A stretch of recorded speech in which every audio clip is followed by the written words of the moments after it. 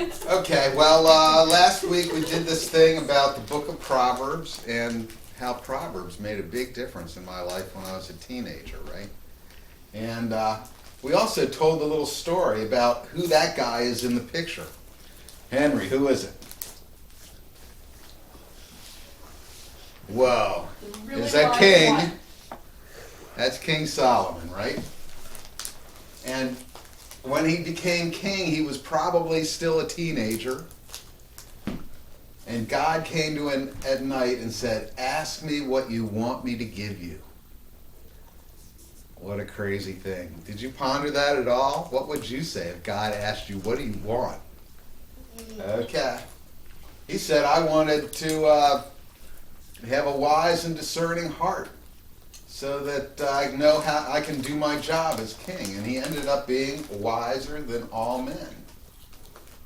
And he wrote this book, the book of Proverbs, right? And it's written specifically to give youth knowledge and discretion. And it did make a big difference in my life, as you can see from the before and after pictures, right? So that was the main thing that last week was about. It was a pitch.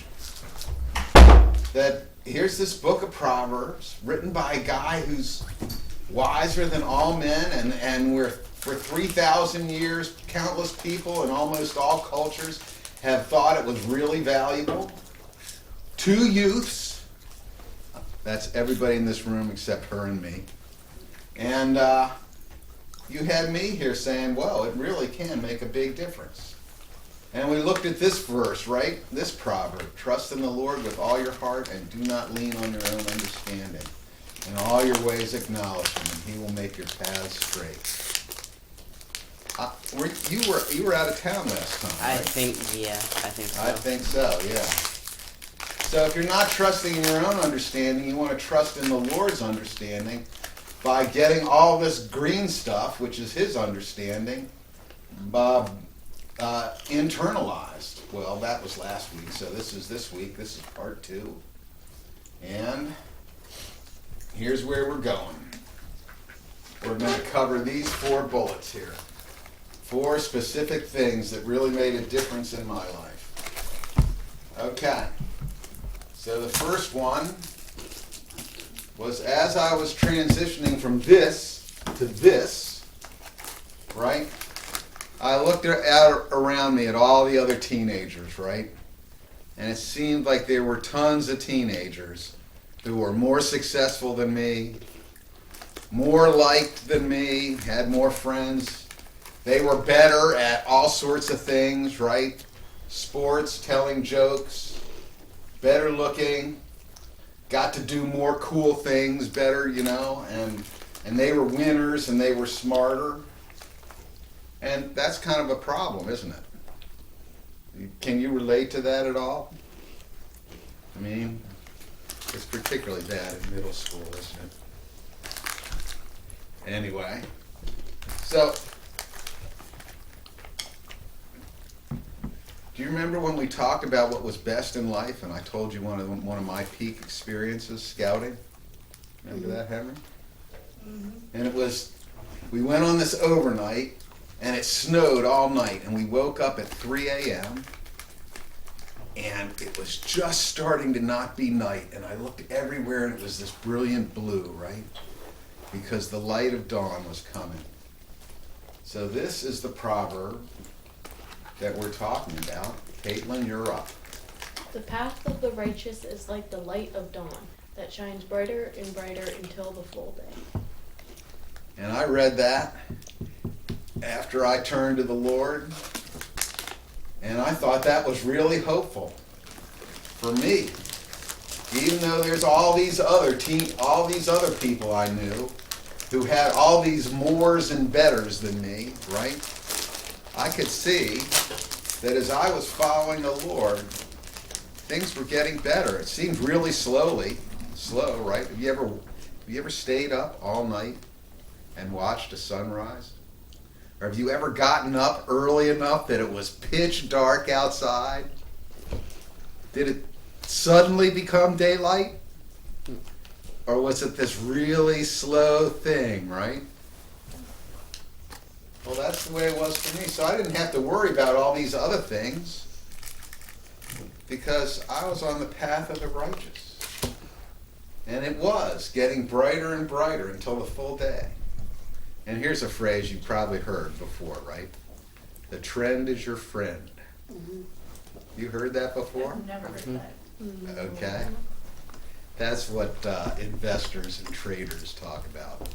The trend is your friend. So in this case, the trend is, man, I was following the Lord and things were getting better. And so that was the outlook. Okay, so there you go. That was point number 1. If you had that memorized, then it would help you deal with this kind of stuff, wouldn't it? Because you know, the path of the righteous is like the light of dawn. And my situation is going to get better and better until the full day as I follow the Lord. That's pretty hopeful, isn't it? And if you knew it, then you wouldn't have to worry about those kind of other people who seem to have all these mores and betters, huh? Well, it made a difference to me as a teen. Topic number 2. Or do you want to talk about that, son? Or do you want to get out of here? Doesn't it kind of remind you of when you're there and it's like, blessed are the poor, blessed are those who've been persecuted for righteous nature. I mean, there's all of that as well, right? So there's still that, like, everybody's going to be challenged, but there's a reward for going through all of that. I mean, that is the embodiment of all of that right there, the Beatitudes. It's just getting in one part, replace all of the Beatitudes with like one, right? Yeah. Anyway, what is your defense against all those other teens or all those other people I know seeing more and better? Do you already have a defense? Hopefully. We spent 5 weeks trying to figure out our defense against this. That was what the previous unit was, wasn't it? It was. Okay, so I got 3 fingers. Tell me 3 things you got from that unit. Self-confidence. Okay. Was that actually part of the unit? That if you have confidence in Confidence from where? from the Lord. Okay? Yeah. Any other Yeah. fingers you can fill? Tell me. Wait, is it like the bullet points you did? Yeah, so when we talked about the secret to I contentment. mean, what should you remember from that unit? You had to sit here for 5 hours. Yep, You want to you're get missing something. out. Yeah. I was barely. And then- What did she say? Overcoming your Fear of insecurities. missing out. Fear. that was- FOMO. that Oh, was green fun. homo. FOMO. Yep, and we didn't want to compare to others and be greedy, we wanted to be helpful. The big one was about our talents, right? To be confident in the talents that God gave us, and not be That's right. searching for the ones that other people have, because there's a reason we have our talents and they have their talents, right? Okay, that's good. Now, teens have a reputation. Do you know what that reputation is? Oh, what is it? You know it all. Okay. Have you heard this joke before? Yes. Hey, kid. What's the joke? Hey kid, leave home now. Oh, look, you're reading my chart. Hey, Oh. kid, leave home now while you know it all. While you still know it all. You ever, Oh, heard, you ever heard that joke before? No. No, but I know. We just think of know-all is like that one kid who always corrects Okay. everybody. Anyway, the other thing that I really learned from the book of Proverbs was to have a teachable spirit. Come on in. Welcome, welcome. What was it I say? Did it start with an I, right? What? What was your name again? You shock? He's shot. He's Is it shy. spelled with an E or an I? Why? It's Why? Y-I-S-H-A-Q. Neat. I was My like- name is Doug. Hello, Doug. I can't get everybody's names. Everybody introduce yourself. Say your name. Hi, I'm Caitlin. She's in ninth. I've been here like I've been here Yeah. like one time before. Yep, you came up when the bishop was here. Yeah. Yep. Okay, well, thank you, Shock. That's Henry. Hey. That's Dominic. Yep. That's And my I'm sister. sorry, I should know your names, but I don't. I'm Coco. Oh, Yeah. Bia. Bia. Oh wait, no. You're not Yeah. Coco. Yeah. Okay, moving right I along decided to change your name one day. is to have a teachable spirit. So you're up, Coco. Proverbs 9:9. Give instruction to a wise man, and he will be still wiser. Teach a righteous man, and he will increase his learning. So even if you're already wise and you already know a lot of things, it's important to listen and learn. Okay, you're up, Dominic. Proverbs 15:31. He whose ear listens to the life-giving reproof will dwell among the wise. Okay, reproof means correction, which we typically, when someone gives us reproof, we don't call it reproof, do we? We call it criticism. He's criticizing me again, right? But if you listen to that and you understand what you could change that would make things better, that's really going to help. Okay, next. Proverbs 10:17. He's on the path of life, who heeds instruction, but he who ignores reproof goes astray. Again, it's tough when people criticize you, right? You want to say things like, "Well, yeah, but you," right? To prove you're better than the other person, right? That's what you want to do, but it makes sense to listen to it. There might be something there that would help you. Before you flip, the picture that you have there is somebody doing sports. I'm gonna toss this out there. And this guy's a batting coach. Yeah, supposedly. is it easier to hear correction from your coach? Why from your coach and not other people? What do you think? Because your coach has experience. Experience, Yeah, they won't be teaching you if they don't know it.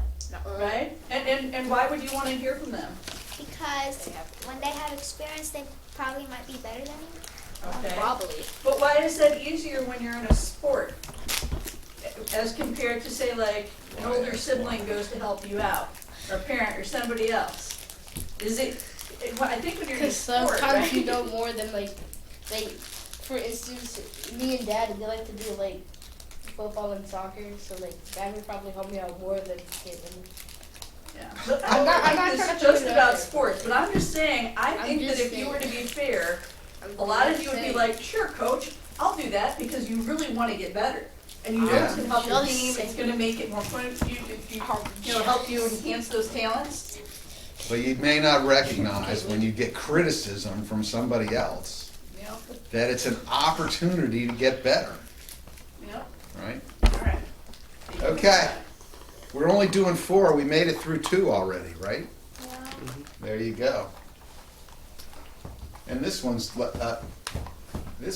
is that you should pursue wisdom and knowledge. And this is an Orthodox icon that says Sophia. When you read the book of Proverbs, it talks about wisdom as if it's a person. Book of Proverbs. Wisdom calls. She's put together a really great dinner for you. It talks about her like a person. I mean, that's just a literary device, right? The Yeah. Bible's not actually telling you that there's this woman up there someplace. Yeah, it's like when you refer to like Mother Nature, in this case, it's wisdom. Okay, wisdom is sort of a different kind of word that maybe doesn't get used that much in the modern world. But this is from a Bible study I gave that you weren't present for. But wisdom is beyond knowledge. We're just knowing accurately what's going on, or even understanding, knowing how all the knowledge fits together. But wisdom is knowing what to do in a given situation based on that accurate knowledge. So it gets you to the policy. It's what you should do, what makes sense to do. Okay? So look, she calls. Shall we make Kelly read this one? Yeah. Alright, Okay. Yeah. Proverbs 8. Does not wisdom call and understand, lift up her voice on top of the heights, Beside the way where the paths meet, she takes her stand. Besides the gate at the opening to the city, at the entrance of the door, she cries out, "To you, O men, I call, and my voice is to the sons of men. O naive ones, understand prudence, and O fools, understand wisdom." So she's calling and says, this is what you should do. All right. Pick up wisdom. Naive and prudence. You guys know those Okay. words? Caitlin gets an easy, is it Henry's turn? Henry gets an easy one. Acquire wisdom, acquire understanding. Okay, Caitlin. The beginning of wisdom is acquire wisdom, and with all your acquiring, get understanding. Okay, now there's this thing that happens in school, right? Where like once every 3 months, they send some piece of paper home to, well, they probably don't send a Report piece card? of paper home anymore. But how do they send them? Probably Do they send emails? Are we talking about report Probably. card? There's apps. There's And you so get- many apps. Or you gotta log into the school I mean, I think to see your kid's report card? No, sometimes they mail it. Sometimes we get it at school. sometimes they do both. They have you check the app and they send the paper home. And there's all these kids in school where what they really want is to get all those is it still A's? Yeah. They want to get all those A's, don't they? Wait, what was it for you? A's? Was it A's for you? What? Was it A's for you? Yeah, it was A's. Oh. There was also grade point averages in college. It's sort of 0 to 5. Yes. Yeah, I had a 4.2. How about you, buddy? Wait, you need a 4.2? I had 5.0. No, actually, I had a 4.59, and if I'd had 4.6, I would have been. I forget the name of the Current award. scale is to 4. Not Magnus Opus, Summa cum laude. not Summa. It It's would not have been Latin. Anyway. So the point is that you should act. Don't go for the grade. Go for actually acquiring wisdom and understanding. Grades are just a nice way of telling you, well, it seems like you're doing okay, right? But what's really important is to pick up understanding that's going to help. And it includes in your own life apart from school, right? We got at least one person in here who's a book reader, right? Okay. There you go. In a while. There you go. Anyway, I spend a lot of my time today, and I spent a lot of my time as a teenager just like vegging out and watching TV. Teenagers don't do that much anymore, do they? They still What do they veg out and do? hang out. Technology. Are you guys even teenagers? Yes, I am. I am 26. They veg That's out not a and teenager. play Well, video you're 11. games. Leave Coco alone, Henry, and pay attention. But if you actually pursue it, then look, getting wisdom. She's better than Jules. Nothing compares to her. Wisdom gives you long life. Her ways are pleasant ways. She's a tree of life to those who take hold of her. I know school is boring. I was bored to death in school. But still, learning actual useful stuff is pleasant, isn't it? Yes. If they say like a person is priceless, then how does adoption work? Wait, Are you what? stumping the professor here? No, but Let's stump the professor. That is so messed up. Okay, we're moving on. Because we only have 10 minutes left to get under We the trying to 30 figure out ways to minutes. get ready. All right, babe, we're Oh, listening. look, we did, here's some more. Oh, Via. Who's next? You're next. Via. Here you go. Wise men store up knowledge, but with the mouth of the foolish ruins is at hand. Ruin is at hand. Okay, you're up, Dominic. The mind of the prudent acquires knowledge, and the ear of the wise seeks knowledge. Okay, last of all. Apply your heart to discipline and your ears to words of knowledge. Okay. Well, now we've done 3 of 4, right? Here comes the last one. This one really made a Okay, big what is that difference in picture? my life. What That's is This wisdom. picture right there? Well, I don't know about that one. Yeah, I was You're looking at making me it. turn this thing, aren't Who you? is that? Wait, who's the person behind? What is that? The Okay. power of the tongue. And what is is it your turn, No, look at the Henry? person behind her. Death and life are in the power of the tongue, and those who love it will eat its fruits. Are they talking about what you taste when they say the power of the tongue? No. Now they're talking about Your words. That's right, that's right. So that's really interesting. Death and life are in the power of the tongue. And you can actually really benefit if you do it right, right? If you do it well. Now here's me. I'm not a naturally, I'm not a natural speaker. You probably know some people who are naturally good talkers, right? Smooth talkers, or just, it's not natural to me, but I've been working on it for decades. Hopefully it comes out a little bit punchy, right? With a little bit of a sense of humor, right? A smirky sense of humor. But what comes out of your mouth makes a huge difference. Here's another one. Who's next? just like that. Oh my god. Are you next? Is that the one that I It's just read? Henry. Oh, it's Henry. I just read it. Okay, well, you get to do it again, you lucky person. Oh, we did this one, right? Here's the next one. There is one who speaks rashly like the thrust of a sword, but the tongue of a wise brings healing. Okay. Hmm. Maybe that's like the thrust of a sword. Maybe that's where the phrase "cut somebody down" comes from, right?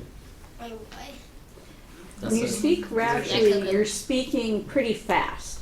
So if you're speaking fast, do you Without think thinking. you might not have had a chance to really think through what you're saying. Like you're really angry, and you say to your father, "I hate you, I hate you, I hate you." Right? I remember that happening, and my grandmother was in the room. I wasn't the one who said it.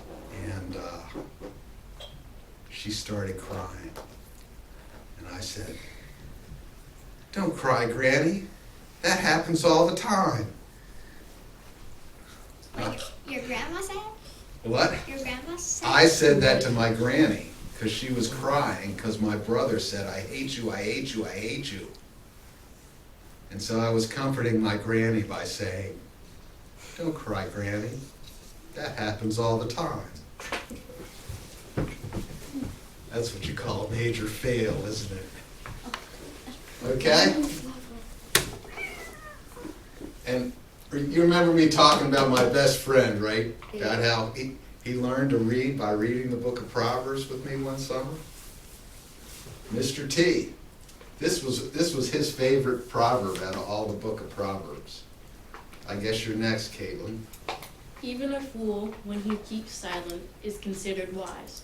When he closes his lips, he is considered prudent. Isn't that interesting? Okay, Oh. here you go, you're up. The one who guards his mouth preserves his life. The one who opens wide his lips comes to ruin. Okay, and then tell me what you think of this picture. Is that a whip?